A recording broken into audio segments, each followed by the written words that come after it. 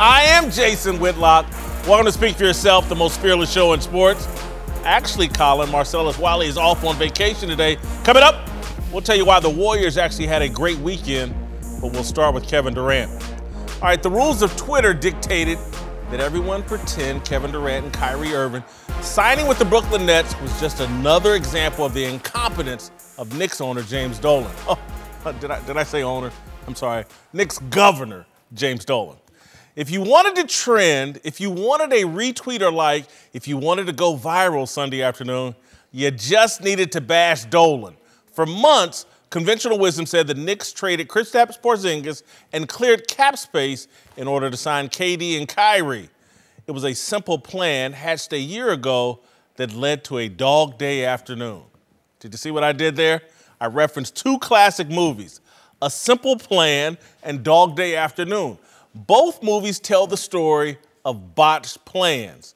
A Simple Plan explores what happens when three small-town idiots discover $4 million in a crashed single-pilot plane. A bunch of people die, including the two dumbest idiots, and all the money is burned. Dog Day Afternoon is about three guys who decided to rob a bank at the absolute wrong time. Al Pacino's character winds up shouting, "Attica, Attica!" in front of the bank. My point is that making plans is great. Executing them is extremely difficult. I'm not sure James Dolan is stupid for backing out of the plan that was already showing signs of trouble. The stupid people just might be the ones performing for social media. Kevin Durant is hurt. He tore his Achilles 3 weeks ago. He's not going to play next season. Durant was perfectly healthy when the Knicks hatched their plan. ESPN's Ramona Shelburne reported yesterday that Dolan and the Knicks didn't want to give Durant a max contract in the aftermath of his injury. This makes perfect sense. Durant is going to be 32 years old the next time he plays in the NBA. He'll be recovering from a catastrophic injury. He's the best offensive player in basketball, but he won't be a better player a year from now. He'll be less athletic. Equally important, he'll be more cynical. He'll never trust an organization, a medical staff, and a coaching staff the way he once trusted Golden State. The Knicks were smart to recalculate their plans. Smart people react to new information. And there's new information on Kyrie Irving, too. He's not a leader. We learned that watching him play in Boston this year. He's eccentric and moody. He couldn't make it work with Brad Stevens and a strong core of young players. The Nets just put together an AAU team. KD and Kyrie will spend the season having long debates about whether the earth is flat. And the following season, when they finally hit the court together, we could easily see two ball-dominant players reenact the same dysfunction that caused Durant to leave Russell Westbrook. What the Knicks did is not worthy of ridicule. What the Nets did is high risk and desperate. It'll be 2 years before we know which organization made the right decision. My money is on the Knicks. All right, joining the desk now, Fox Sports NBA analyst Jim Jackson and Bleacher Report's Rick Bucher. Jim, I'll start with you. Have we gone overboard here with the criticism of the Knicks? Were they smart to readjust their plans? Well, it's two-pronged question. Are we criticizing too much? I don't think so. I think you got to go back to even 2010 when the Knicks had money, big free agency class.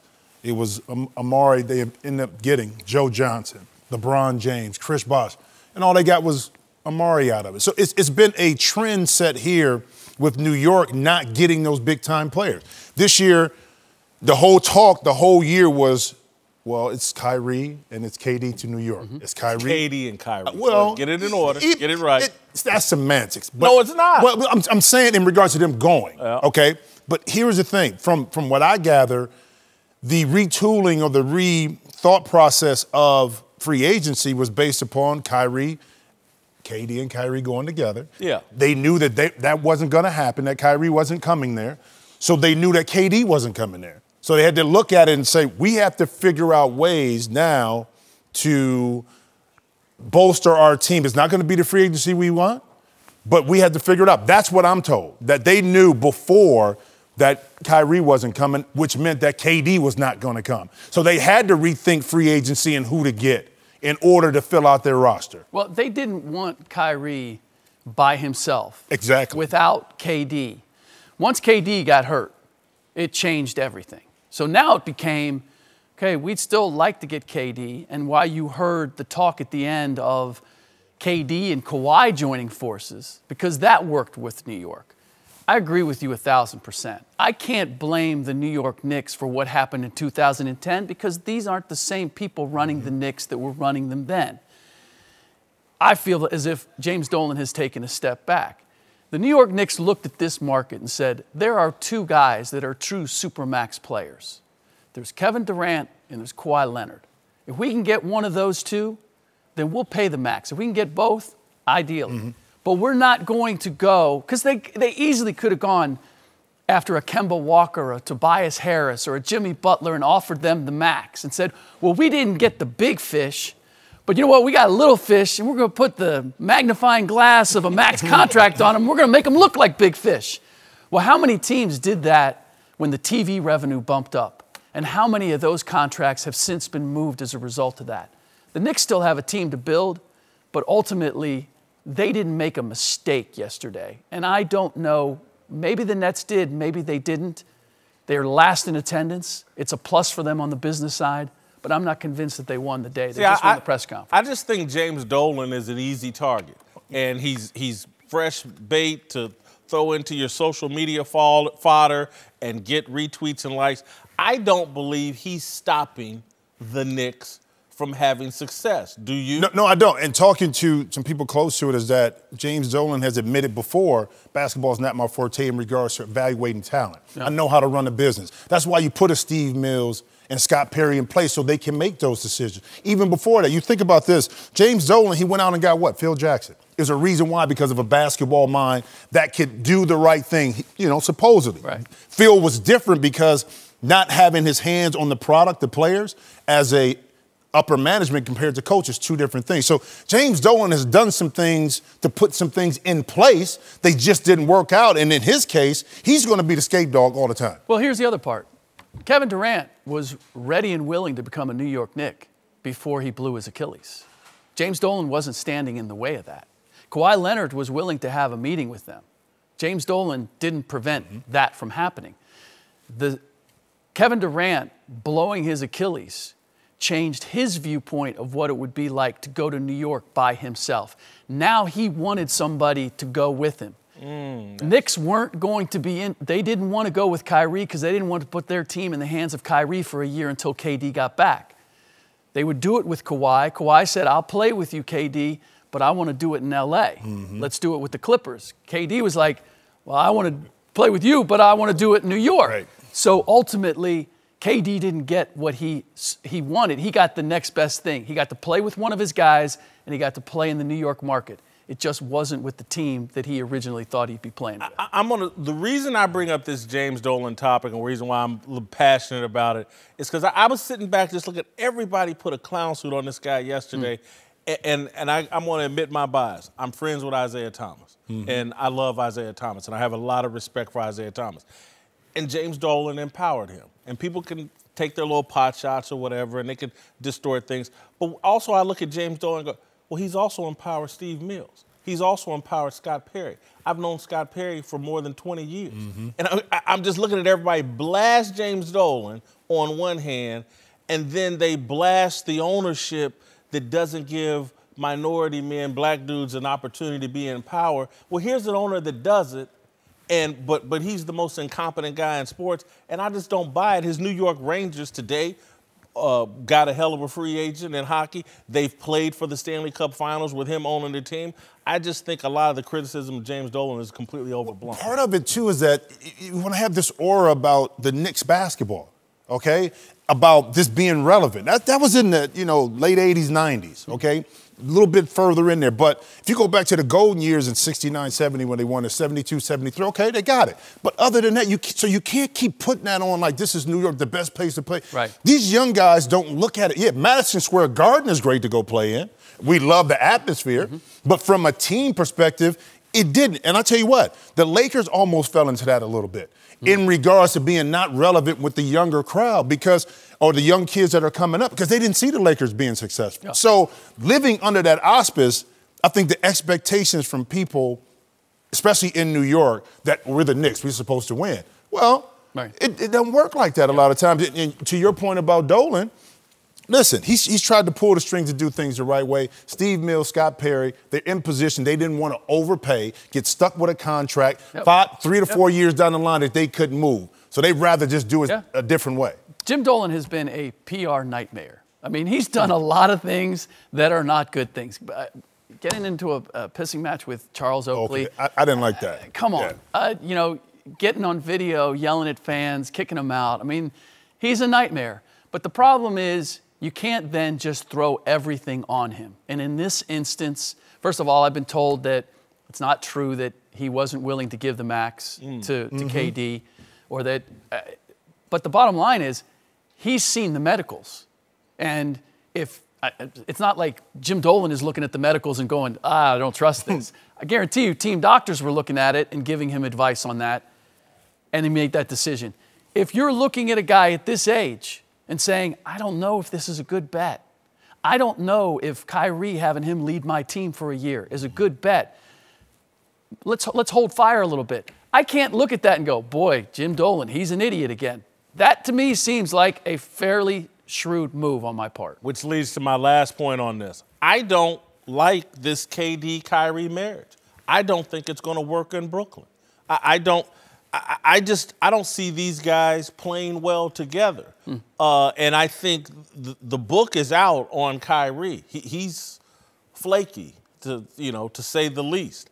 And he's not a guy that's a natural leader and can harness the energy and spirit and the minds of young players.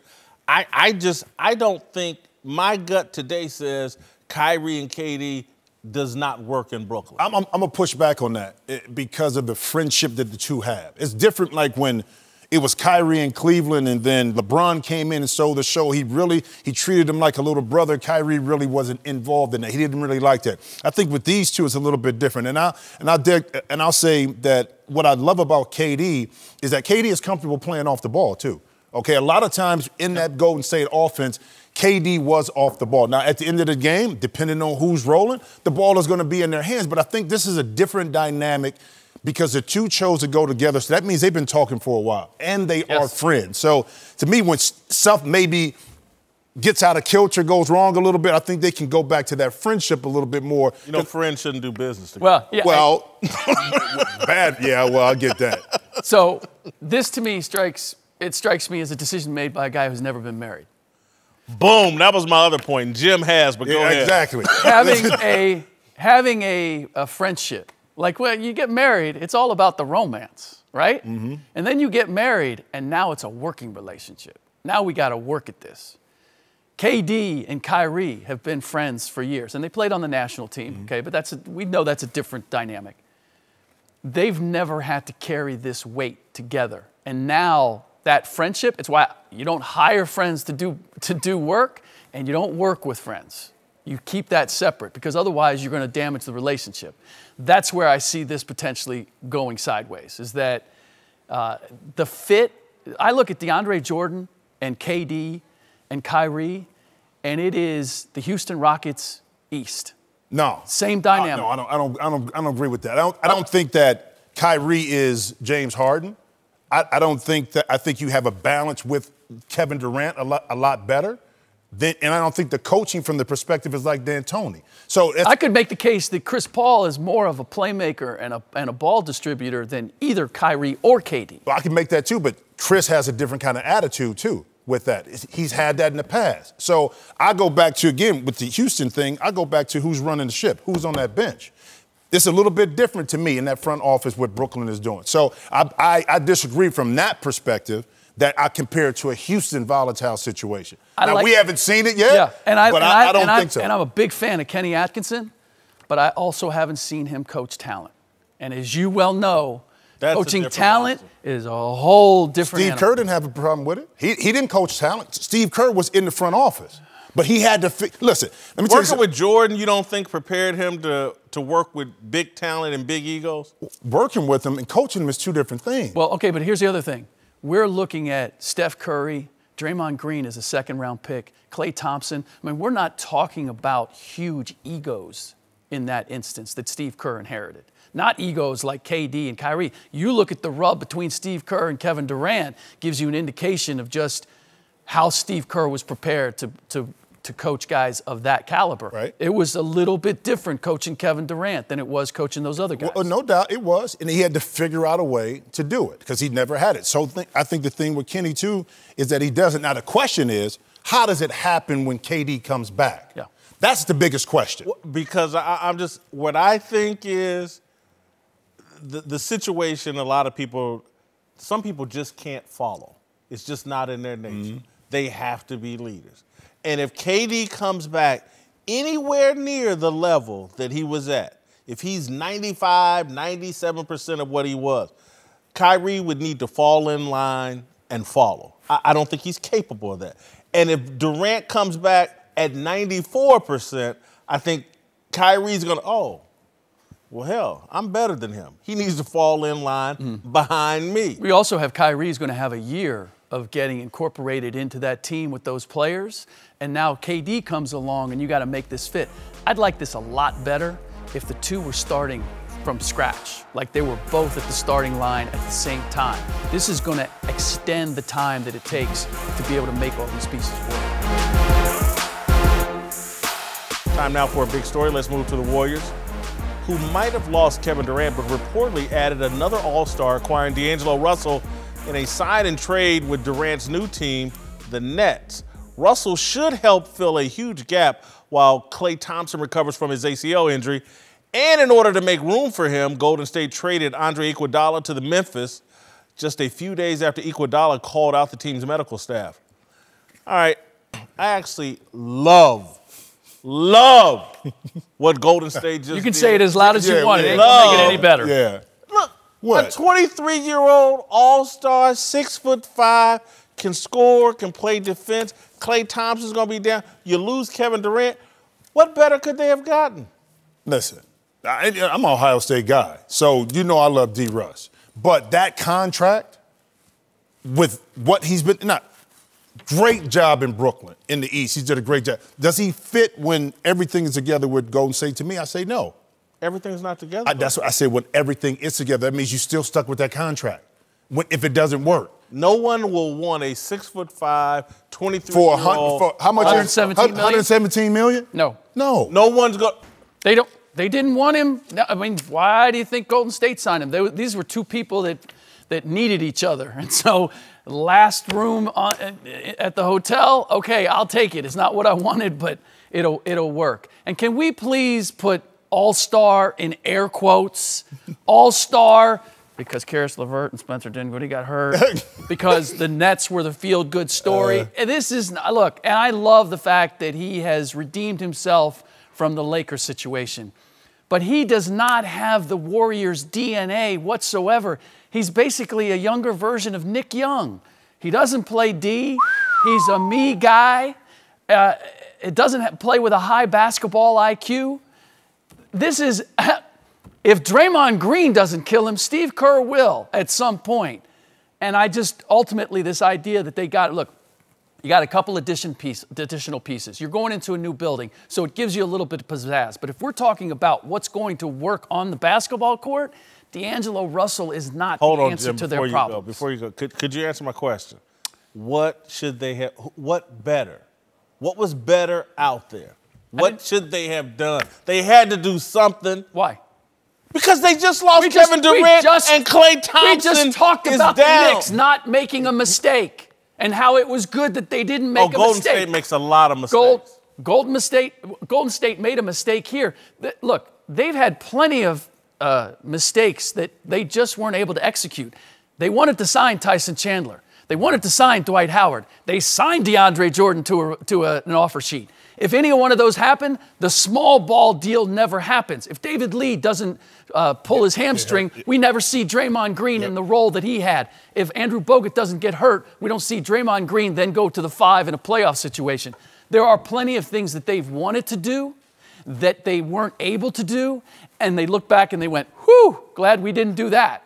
This is a case where they got a chance to do it. No. You agree with that? I think D has matured a lot having that role in Brooklyn, which I really do like. But I think this was a move that Golden State made because they're going across the river. They got to sell tickets. It's one of those pressure moves where we have to stay relevant. Even though we know Clay is not going to be there and Kevin is gone, we still got to be relevant. We still got to show our fans that we're making moves. And sometimes, to me, that short-term decision hurts you long-term. Yeah, you got somebody that's going to play the point until Clay comes back and gives you some numbers. But after that is what I'm talking about, or how they play, what Steve Kerr wants from his team. And I don't know if D. Russ fits that mold. Before you go again, Rick, just help me understand. We saw a guy get run out of Los Angeles. Oh, he's the worst cancer in the world. Yeah. He showed pictures of Iggy Azalea or whatever he did. He squealed on Nick Young, whatever. Then he goes to Brooklyn. Would everybody admit he's better than what we thought? And that he's matured and I already said that. Right, okay. So you're telling me at 23, he's going to go to that organization with Draymond and Steph and he's not going to elevate even more? He's not going to mature and evolve even more? I'm not saying he's not a good player, but he succeeded with the Nets because he was basically allowed to be whatever he needed to be, or wanted to be, rather. When you play with the Warriors, you have to play within the way they play. You have to, I mean... Why are you saying he's incapable of that? Because he hasn't shown me that he's capable of it. Because he bought into the hype of himself with the Lakers, and then the basketball decisions that he made with the Nets. I saw a lot of decisions that were questionable decisions. Yeah, and he's still growing, though. I mean, but here's the thing. He thrust into the spotlight in regards to Brooklyn because of some injuries and what happened. He responded well, but the ball was in his hands all the time. If I'm playing the point like that and I got the ball in my hands, I'm going to make something happen. That may not be, now how efficient are you? Right. What kind of decisions do you make? And how does that relate to winning? And is he going to play off the ball? Like, how's he going to play with Steph and Draymond are going to handle the ball a lot more than he is. How's he going to be effective when he now has to read and react? And I think what happens, too, with Kevin Durant leaving, to me, the person that got hurt the most, and I always say this, was Draymond. Because with Kevin Durant, you added another ball handler, a guy that takes the ball off the rim. And Draymond's biggest strength was what? A lot of times initiating the offense, running it for Clay and Steph on those pin downs. Now I think he goes back to that role a little bit more. But then D. Russ, how do you play off the ball when you don't have it? Okay? And if you're going to play the point, how are you going to guard these point guards? I know Steph had his problems. You can't have Steph and Russ out there not guarding. But could you not say Steph's physicality and athleticism limits his ability to defend? D. Russ, this is a decision. He can defend. He has the attributes to be a decent defender. No, I'm not going to say that. Because whether you die on the pick and roll and get over the top, that's on you. That's effort. That has nothing to do with physicality. Right. And Steph does that a lot. Yes. That's just effort. If you want to be a good defensive player, you can, but that doesn't mean you have to be a shutdown defender. But it's little things within the scheme of the defense that you can do a lot better if you dedicate yourself to it, despite his stature, despite maybe not being as athletic. I actually would like this better if they hadn't signed him to the deal. Because you got three players, yes. You got D'Angelo, you got Shabazz Napier, and you got Trevion Graham. They just needed players. They needed guys that they could put out there that have demonstrated they can play in the NBA. The 117 in the 4 years, and the hype that you're giving it, like, is the greatest. They had the greatest day of free better than Philly, better than Utah. Because I just don't believe anybody had that great of a day. And particularly if we're sitting around running around like the Knicks, you know, the Nets just set the world on fire. For where they were at, losing KD, to add an asset, someone that may have some trade value, someone, and particularly with Klay Thompson sitting there, if they don't get somebody, my God, there's no Klay Thompson for most of the year. KD's gone. Steph and Draymond? I understand why they did it. They needed somebody else that can put the ball in the basket. Trust me, and I'm happy. I want all dudes to get paid. But again, now I'm thinking from a general manager's perspective, what happens if I can't get rid of that deal? It works. It's great today when Klay is out. It's great. But if it doesn't turn out the way I want it 2 years from now, I'm stuck with that deal. The other part is from a financial standpoint, the deals weren't directly connected, but you moved out Andre Iguodala in order so that the He's cap toast. He's right? toast. The Iguodala's No. But a great locker room presence. Great locker room presence. Great mentor. So was ML Carr. You're taking.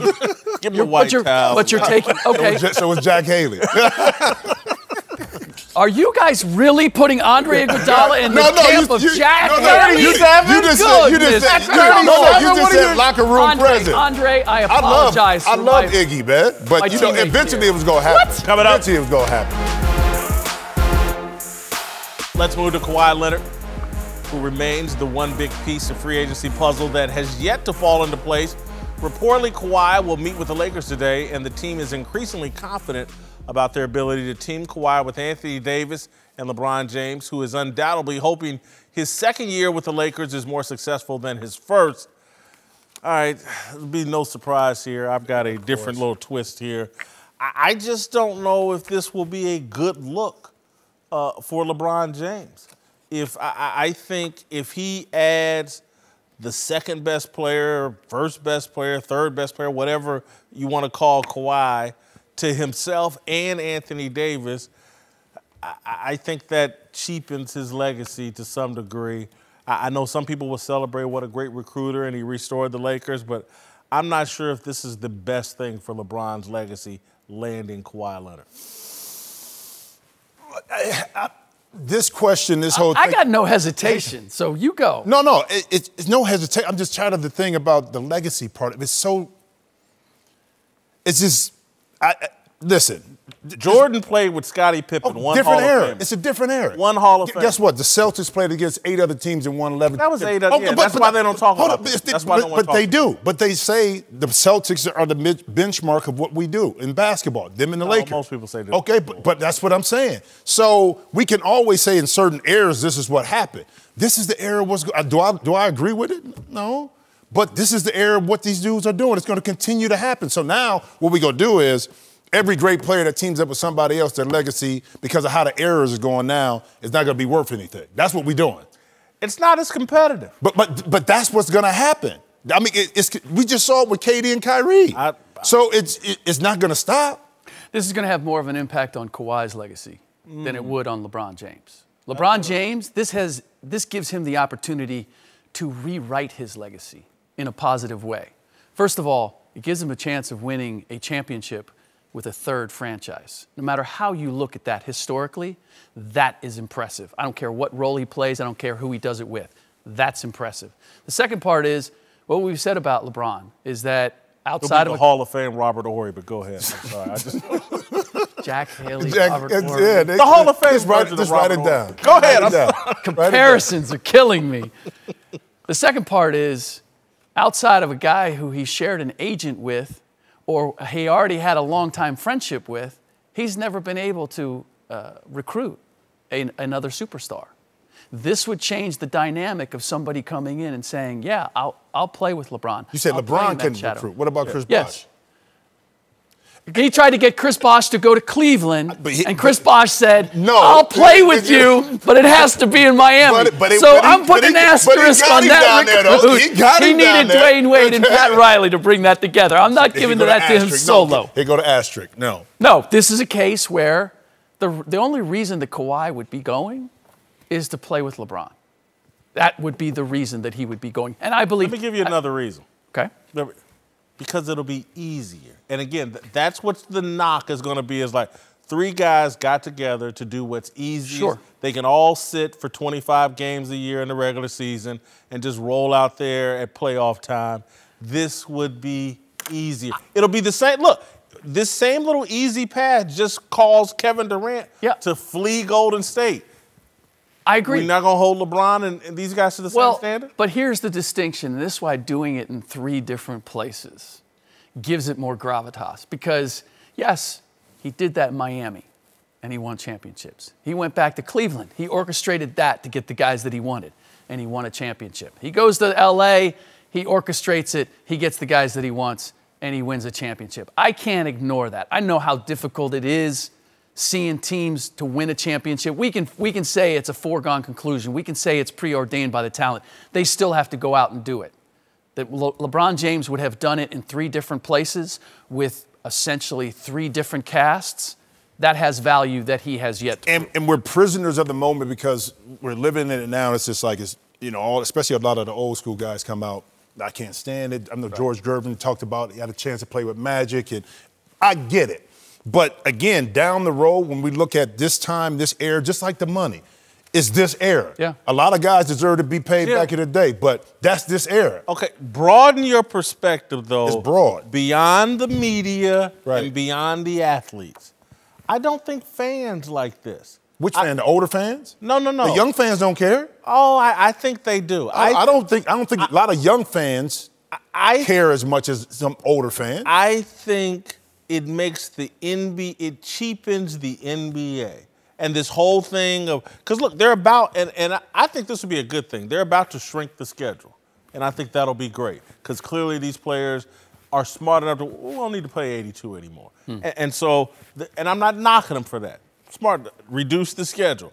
But if your legacy is changing the game, that every player looked around, well, what's my easiest path to the championship, and who can I bait into playing with me? That's going to be part of your legacy and brand.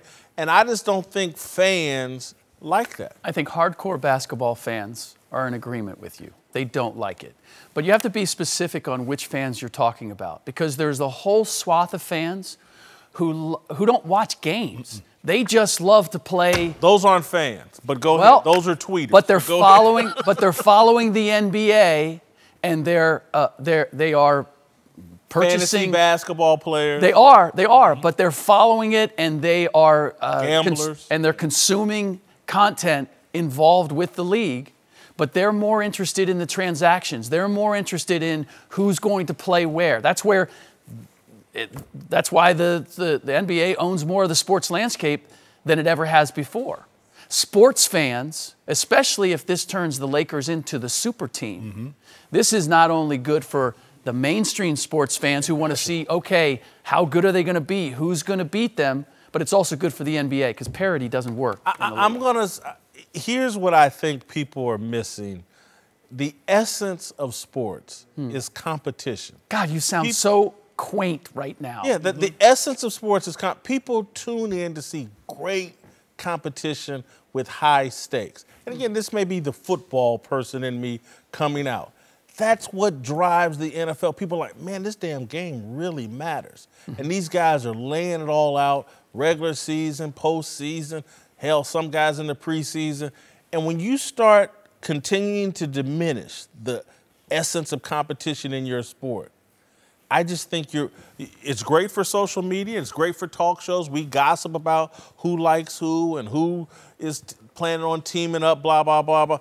But at the core of your game should be the competition. I just don't think this is healthy. And I'm agree with you on this perspective. From a competitor, I would love to go against my competition. Now, the pushback may come if ratings go down, if sales drop, if this continues to be a trend. But if it doesn't change and still going like this, especially from an international perspective, and the NBA is still as popular, it's going to be tough to change that narrative because you don't have the backlash or the effect economically that's hurting the league. Right. Listen, Major League Baseball makes a ton of money. I was about to say a ton of money, but makes a ton of money. But it's not as relevant in American culture as it used to be. Right. They can't attract the large television audiences the way they used to be able to. And so we keep moving the goalposts for the NBA. Internationally, they're doing it. Well, right here at home, they're not taking care of home as well as they could. I'm someone that truly believes this. I'm not saying this to be popular on TV or say something provocative on TV. If basketball were managed properly, it would be more popular than football. But it hasn't been managed properly. Everybody, my mother played basketball. Everybody in America at some point has shot a basketball, understands the game. But a sport that most people won't come near, half the population can't play football in a real way. And there's a large percent of the population that doesn't remotely understand what's going on a football field. They're all attracted to it because of the great competition. That's why I think the NBA. But everybody grows up playing soccer. Everybody grows up playing soccer. I would say every kid, every kid starts out. No. That's the athletic starter kit. Everybody ends up. That's on in something. the last 20 years. Everybody plays basketball. Man, woman, child, wheelchair. Understood. But the comparison I'm making is that just because people play it doesn't necessarily mean they're going to sit down and watch it. And the reality is fewer and fewer people are sitting down to watch an entire game. They will watch the highlights. They will watch LeBron James throw a lob to Kawhi Leonard or vice versa. They want to see that. They don't necessarily want to sit down and watch an entire game. Jim Jackson and Rick Bucher are back. We're joined now by former Pro Bowl linebacker Sean Merriman. Time to get antisocial. What's going on, fellas? Man, I like that shirt, Darnell. Yes, sir. Yeah, Dame Lillard. He just got paid. He got paid. Come on, man. I've been waiting for this, man. Uh-oh. Come on, You ready? You ready? And I'm gonna get with the lights out one time. Getting me hype over here. Yes, sir. All right, what's popping? Yeah, we're gonna start off with Rob Gronkowski, who we know after 9 seasons in the league and numerous injuries decided to retire this offseason. And it looks like he might have retired from the gym as well. Some recent pictures of Gronk surfaced the internet over the weekend. It looks like he just lost about all of his muscles here. Everyone online was shocked about how small he got after just a few months. Does this remove any hope that Gronk would consider returning? Yeah, he's not playing football anymore. He's through. That's done. Really?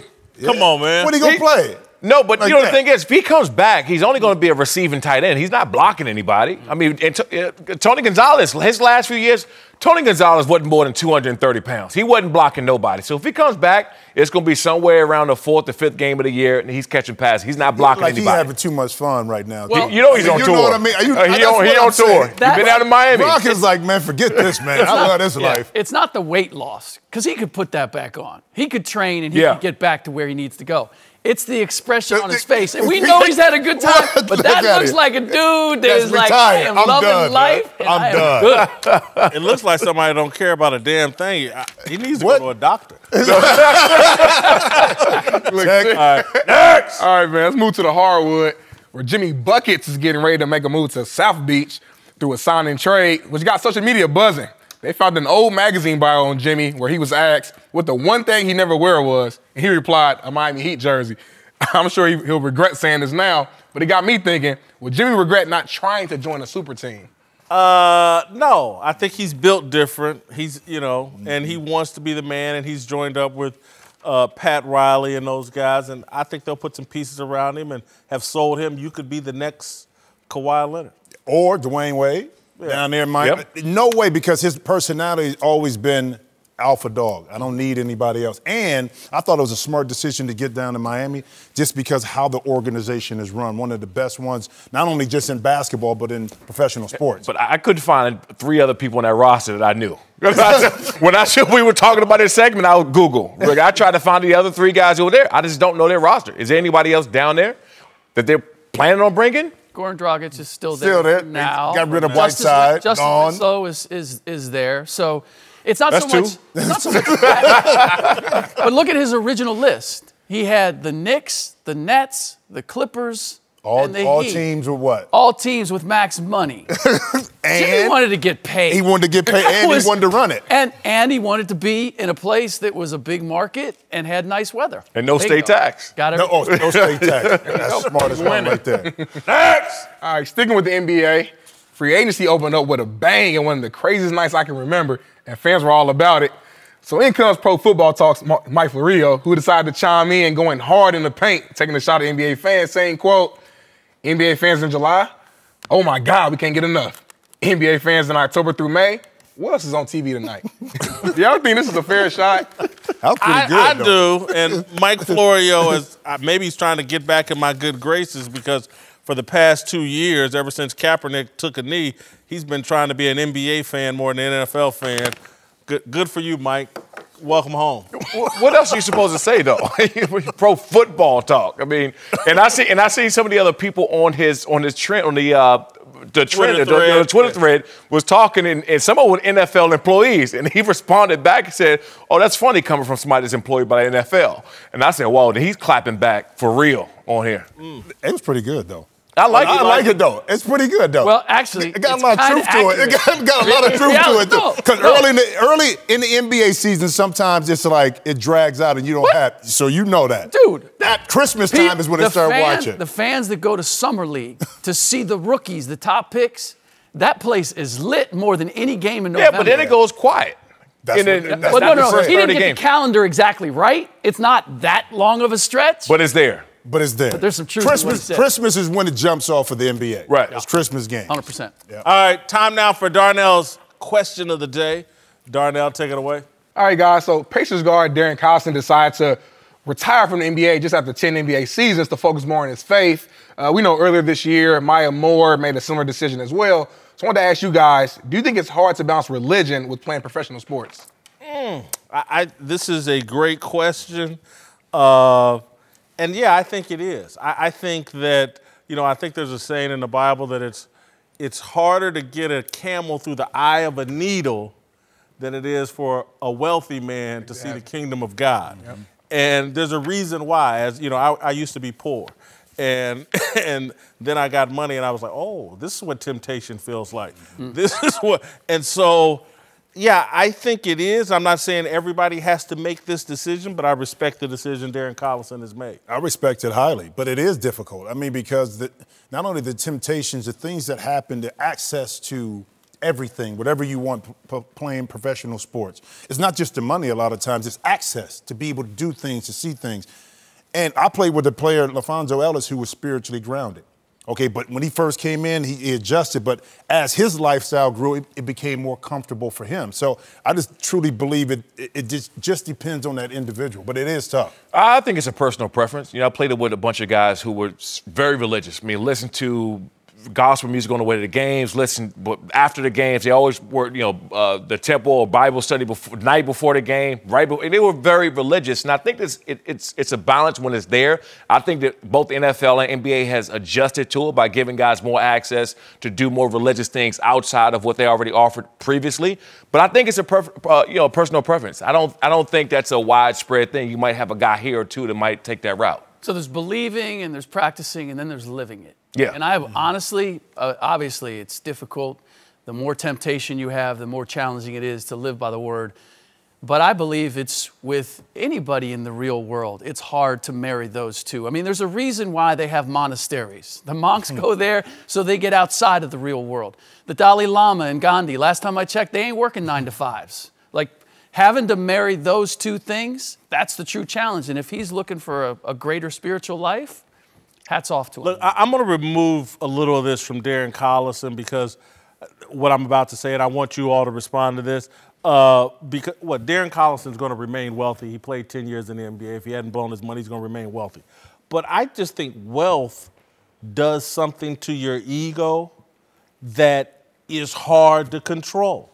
And particularly if you grew up without money and then you're given wealth at an early or late stage in life, I think that screws with your ego in a real way that it takes some self-awareness to even be aware that it's going on. Well, I think when you grow up and you hear about wealth and what it means, what it could do for you, you have that vision, okay? Then when you finally get a chance to touch it, you don't have to be all the way the wealthiest person, but it does happen to you. I mean, you do look at things different, and it's hard to negotiate and navigate through all the challenges that come with wealth. Trust me, I'm speaking from experience. It is extremely tough. And to have the religious side, too, to kind of want to do things the right way, you got to be a special person in regards to grounding yourself. I think money just makes you more of whatever you are. Exactly. That was going to be my point. You are who you are. It's just money allows you to expose who you are and not really worry about what everybody else thinks because you don't need to. You already reached that point in your life where you're saying, I'm already set. I don't care what these other people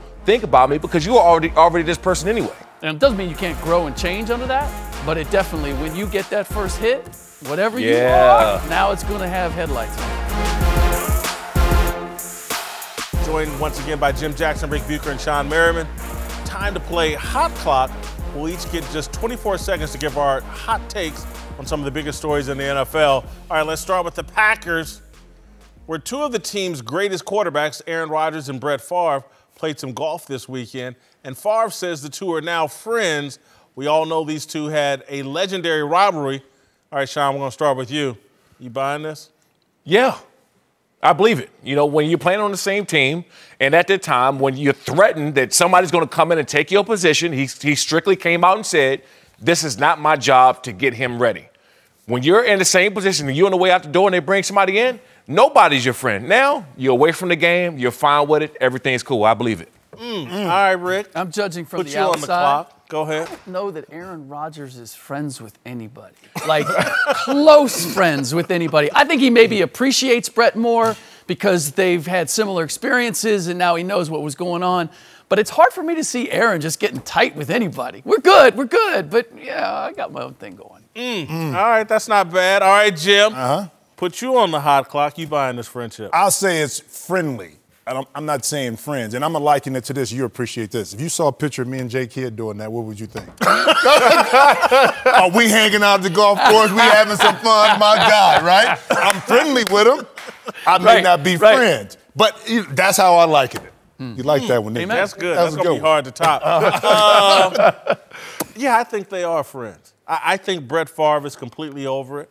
I think Aaron Rodgers, there's some upside into being friends with Brett Favre. Brett Favre, particularly now since Bart Starr has passed, is the greatest Packer. And Aaron Rodgers hasn't surpassed Brett Favre's popularity, I don't believe, in Wisconsin or in Green Bay. So, yeah, I think there's upside for both of them to being friends. All right, let's move to the next. To Ezekiel Elliott, who will reportedly meet with Roger Goodell tomorrow to discuss an incident from earlier this year where he was caught on video pushing a security guard in Las Vegas. All right, Sean, do you think Zeke should be disciplined for this? No. And, you know, I saw the incident. I was there. I watched the whole thing go down. Hold on, you were there. I'm there. going to give you my 24 seconds. No, absolutely. I was there. He was a little bit aggressive, right? How he came in. He overreacted when they put his hands on him and stuff like that. I mean, I get that. He wasn't detained from doing anything. He was detained just to calm the situation down. So I don't think he should be disciplined. But I do believe that when he talks to Roger Goodell, they should give him this answer. You do something else, no matter what it is, you're automatically suspended. Because there's been enough times where he's gone through it, and they should have enough of it. All right, Rick, do you believe he should be suspended? Yes, I do. Because of the condition that he was in. Ultimately, it's not a matter of who pushed whom, but the fact of the matter is that by the same token, we've had enough situations now. He was clearly inebriated. He was clearly not in the right mind in that situation. At this point, Zeke, you're too big of a star in our league. There's too much that has happened. You can't keep putting yourself in this situation. Jimbo, you're on the clock. Yes, but not by the league. I think the Cowboys need to do something because that's where it really needs to start. Hold him accountable. It's been too many times here that he's been out of touch and out of line. He needs to grow up a little bit more as a young man that you can't put yourself in this situation. But if the Cowboys don't push that agenda, then he's not going to learn that. You know, so to me, it's all on the Cowboys. They need to do something for that. Damn, another good one, Jim. Sean, I'm going to direct my comments at you. I said this previously, and I'm going to say it again directly. He shouldn't be at EDC. He's got to learn every party is not for a high-profile NFL player. No, I just believe you shouldn't go in there the way he did. He was just acting out of line. EDC is a good time. I had a great time there. I enjoyed myself. But I was with a great group of friends. We all had a very good time. You can't go in certain places because you're Ezekiel Elliott. You can't walk in certain places because you are automatic target, especially at a place like EDC, for sure. All right, let's move to Baltimore, where the Ravens have rebuilt their entire offense to fit Lamar Jackson, and backup quarterback RG3 says the new scheme is going to shock people. All right, Sean, do you think a Lamar Jackson-centric offense will work? Yes, it will, but it's not going to shock anybody. I mean, he's a running quarterback who can throw on the run and move out the pocket.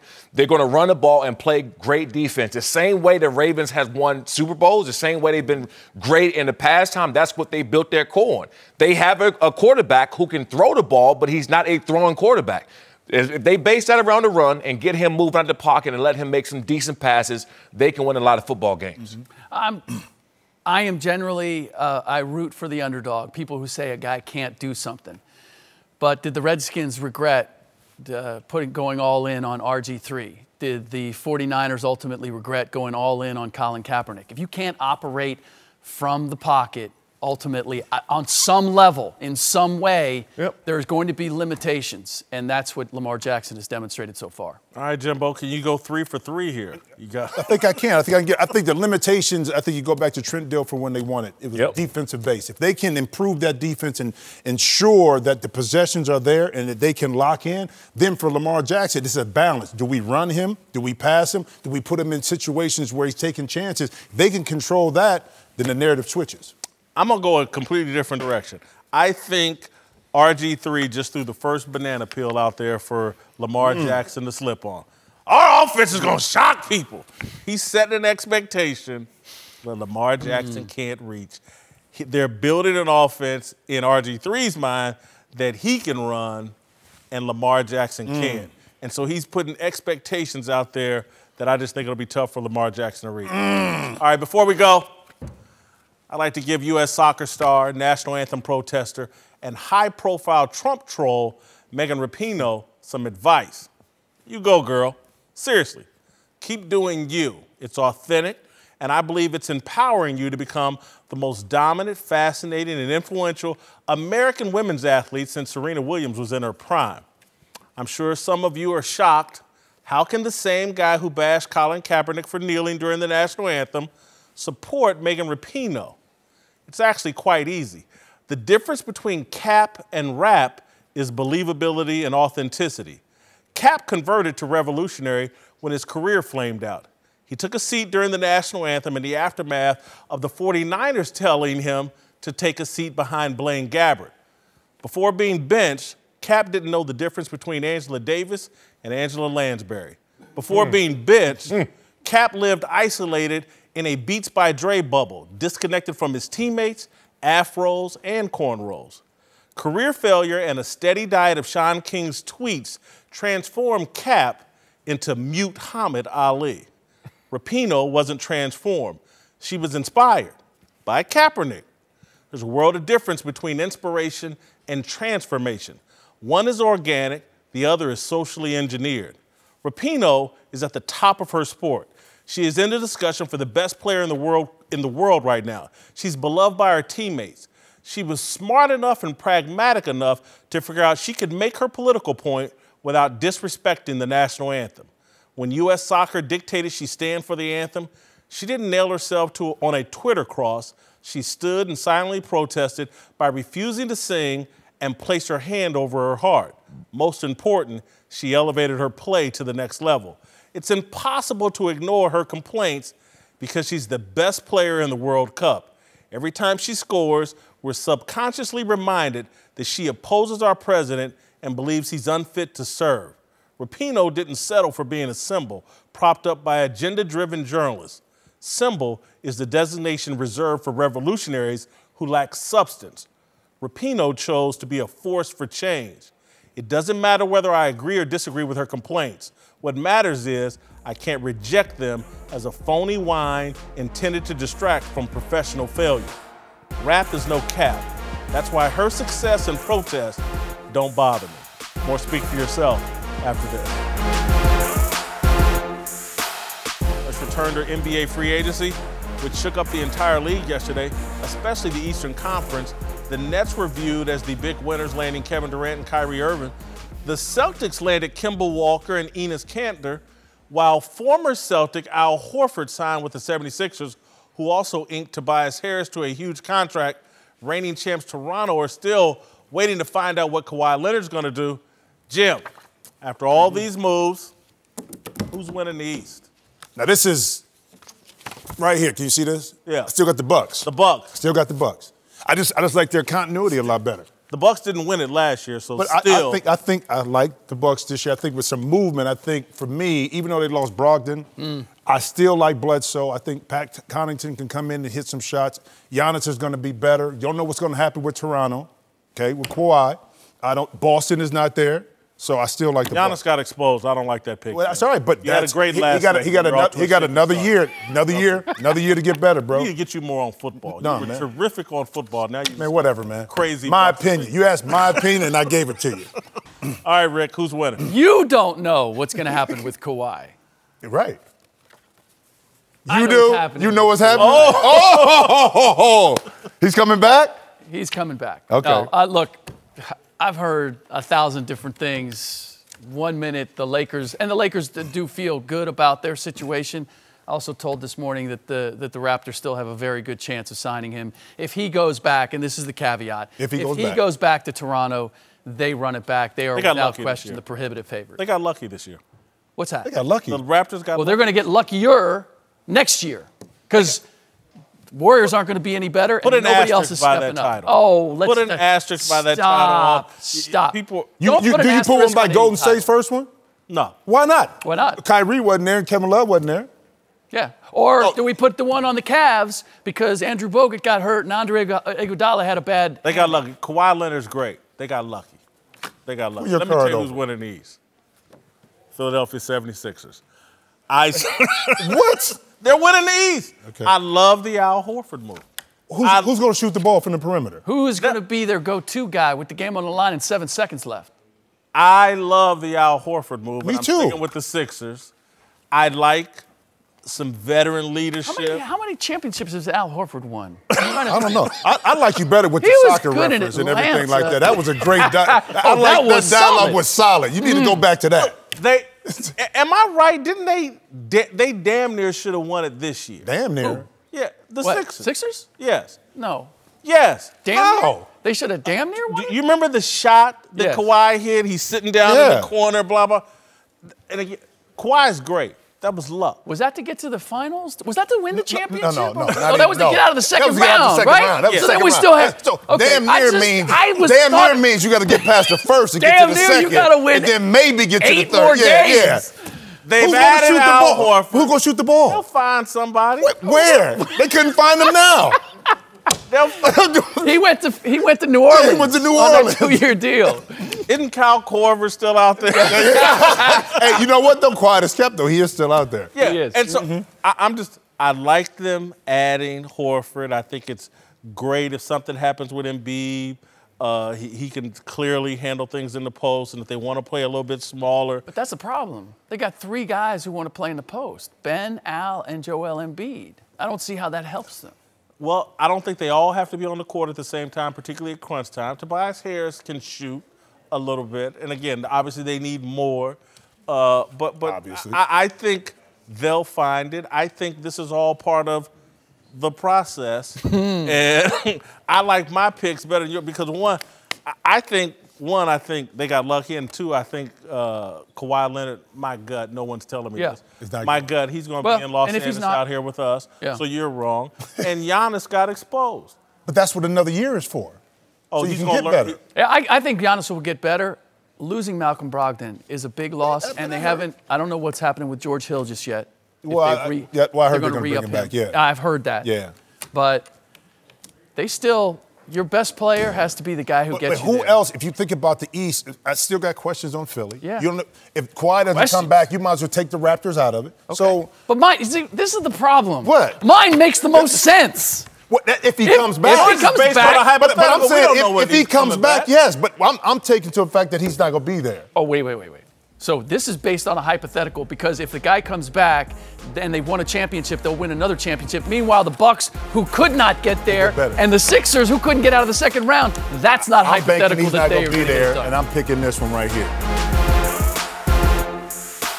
Uncle Jimmy's here. Yes, sir. Got any thoughts on the show so far? Yes, sir, I do. What? People are glad to have me back, and they tired of seeing you.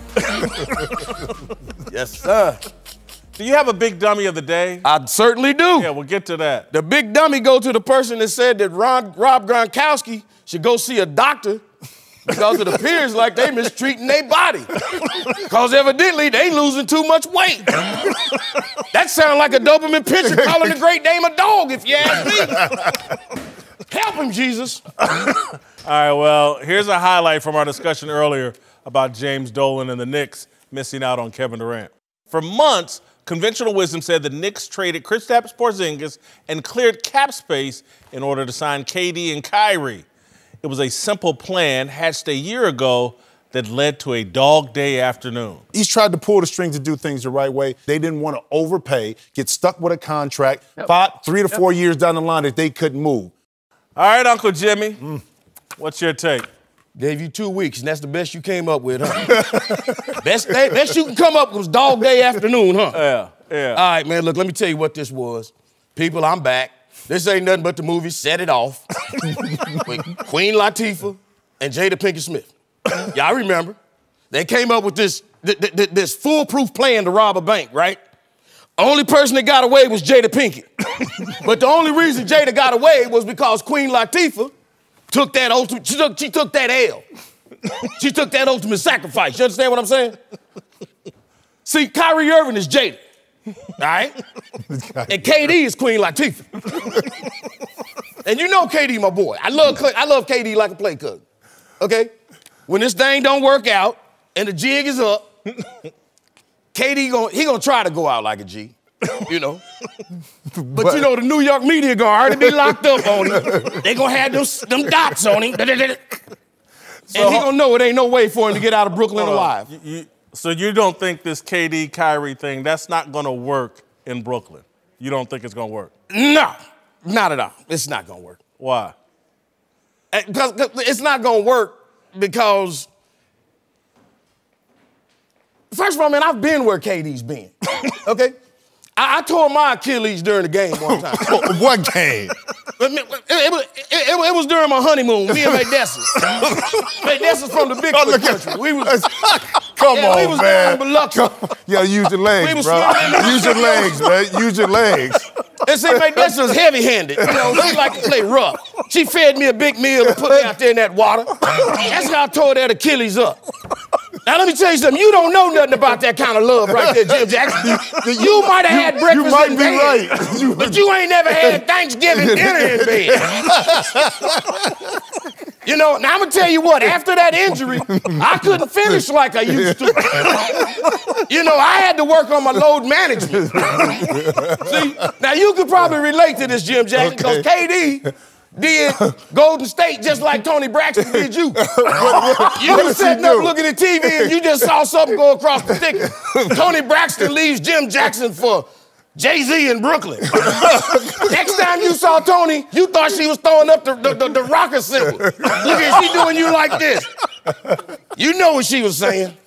Oh. Huh? I give you that one. Yeah, you get that. Yeah, I get that. Load management, you gotta use your legs, bro. That ain't look like you in that picture. Hold on. What's your take on James Dolan? That was the original that was a question. That was the question. Oh.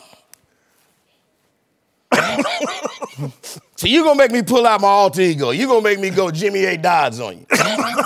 See, I think you the one that's been smoking the weed. Huh? For you to come up here and say something like that, it's preposterous. It's monogamous. It's ubiquitous. For you to have the audacity and the unmedicated galls to come up here and even say something like that. I just knew you had to go there. Let me tell you something. James Dolan, this just in, James Dolan just signed Greg Oster tag. Okay, now I understand why Charles Oakley wanted to put hands on it. Right now, James Dolan would rather run through a lion's den with a pork chop jock on rather than face Charles Oakley and the fans of New York right now. That's how bad things done got. Do you have any more honeymoon pictures? Yeah. Yeah, but the people at Fox said we couldn't show them. Them people. Hey, boy, I'll show you some pictures with some peanut butter and bacon grease that'll make you cry. Hallelujah. Oh, my God. You don't know nothing about that. All right, stop. No, I got to get my approval got me, rating. man. I got to get my approval rating for James Dolan. I have him at a 59. He's, you know, a role player.